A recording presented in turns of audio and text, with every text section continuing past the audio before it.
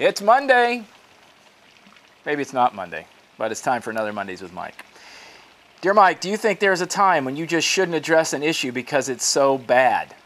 And it's so obviously bad that addressing it wouldn't be a good idea. Do I think there's a time when you shouldn't address an issue? Sure.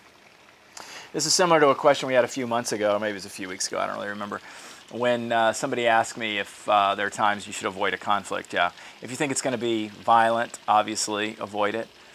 If it's an issue that you think you have addressed a lot of times and it doesn't seem to get better, avoid it.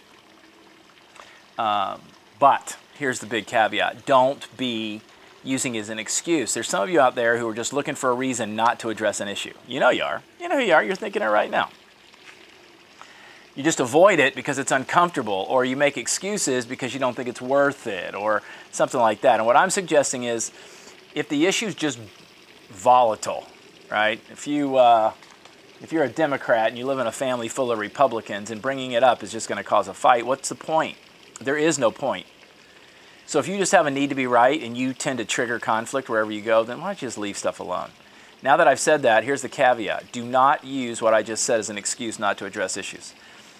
I have a friend who says, don't force me to have a conversation I don't want to have. And you know, sometimes people do things, say things, act in certain ways, create problems at work or at home that have to be addressed. Doesn't mean they're going to change, but sometimes they have to be addressed. So the short answer to your question is yes, there are times, but you have to be very careful. If it's been addressed already and nothing's changing, if you've told the person that the situation's not okay, but you're not going to address it anymore, or if you're afraid it's going to create some kind of violence or some kind of enormous problem, well, not afraid, but if you know it's going to create some kind of enormous problem, then you need to avoid it as well. 90% of the time, you have not addressed it correctly, you have not addressed it regularly enough, and it isn't going to create a problem. So I would say the opportunities to avoid those situations are very, very slim. Be courageous, have difficult conversations, take responsibility, and move on. Thanks. See you next week.